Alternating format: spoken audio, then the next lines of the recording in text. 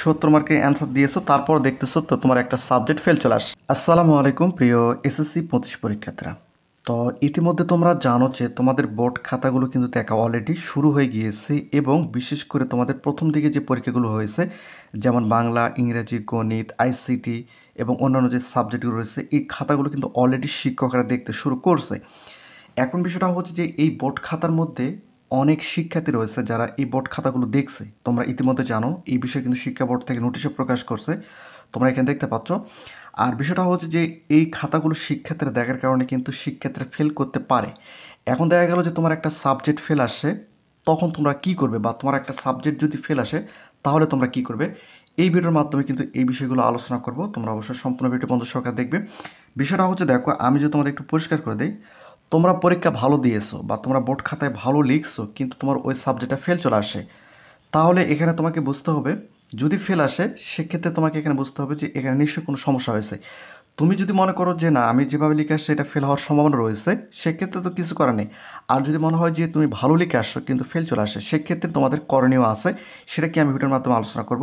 ইতিমধ্যে কিন্তু টিকটকের মধ্যে তোমাদের বোর্ড খাতা, অর্থাৎ কয়েকটি বোর্ডের বোর্ড খাতা কিন্তু বিশেষ করে ভাইরাল হয়েছে। যদি আমি তোমাদের একটু দেখাই, এখানে যদি তোমরা একটু লক্ষ্য করো, আমি কিন্তু এখানে তোমাদের 25 সালের দুইটা বোর্ড খাতা দেখছি, যেই দুটো বোর্ড খাতা এই যে এখানে তোমরা দেখতে পাচ্ছ, দেখো 1.2 মিলিয়ন ভিউস আসছে, আর একটা হচ্ছে 6.3 মিলিয়ন ভিউস আসছে।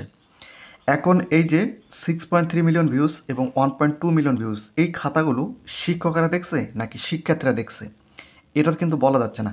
এই জন্য যে বিষয়টা হচ্ছে যে শিক্ষার্থীরা দেখলে তো সেখানে তোমাদের সঠিক নম্বর দিতে পারবে না। আর বিশেষ করে যে তোমাদের এই বোর্ড খাতাটা দেখবে, তার এই অংশটা বিষয় কোড, পরীক্ষক কোড, উত্তরপত্রের ক্রমিক নম্বর, একই সঙ্গে অতিরিক্ত উত্তরপত্রের মোট সংখ্যা, প্রাপ্ত নম্বর, প্রধান পরীক্ষক কর্তৃক পরিবর্তনের পর প্রাপ্ত মোট নম্বর। তো এই যে বিষয়গুলো রয়েছে, এই ভুলগুলোর কারণে কিন্তু শিক্ষার্থীরা অনেক ক্ষেত্রে ফেল করে। এখন ফেল করলে কী করবে সেটা আমি আলোচনা করব। এবং তোমরা নিচে দেখতে পাচ্ছ, দেখো এটা হচ্ছে উত্তরপত্রের অংশ। উত্তরপত্রের অংশ বলতে তোমাদের যে একটা বোর্ড খাতা রয়েছে, বোর্ড খাতার প্রত্যেকটা পৃষ্ঠায় বা প্রত্যেকটা সৃজনশীল প্রশ্নের উত্তরে তুমি কত নম্বর পেয়েছো সেটার একটা সিরিয়াল নম্বর তোমরা এখানে দেখতে পাচ্ছ। জাস্ট আমি এখানে তোমাদের যদি উদাহরণস্বরূপ বুঝিয়ে দিতে দেই, মনে করো 1 নম্বর সৃজনশীল প্রশ্নের উত্তরে তুমি 8 পেয়েছো, 2 নম্বর সৃজনশীল প্রশ্নের উত্তরে 4 পেয়েছো, 3 নম্বর সৃজনশীল প্রশ্নের উত্তরে 2 পেয়েছো, এবার 5 নম্বর সৃজনশীল প্রশ্নের উত্তরে 10 পেয়েছো, 6 নম্বর সৃজনশীল প্রশ্নে 8 পেয়েছো, 7 নম্বর প্রশ্নে 10 পেয়েছো।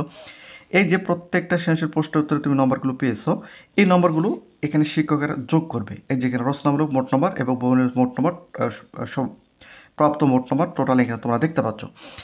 এই যে নম্বরগুলো রয়েছে, এখানে কিন্তু শিক্ষার্থীরা বা যদি শিক্ষার্থীরা এই নম্বরটা তোলে, অনেক ক্ষেত্রে ভুল করে। এই ভুলগুলোর কারণে কিন্তু শিক্ষার্থীরা ফেল করতে পারে। প্রথমত তোমাদের বোর্ড সায়েন্স করতে হবে, তোমরা কোন বোর্ড থেকে পরীক্ষা দিয়েছো সেটা প্রথম অবস্থায় তোমাদের ঠিক করতে হবে। তুমি রাজশাহী, ঢাকা, চট্টগ্রাম, দিনাজপুর, ময়মনসিংহ, মাদ্রাসা, কারিগরি শিক্ষা বোর্ড, সকল শিক্ষা বোর্ডের কথা বলি।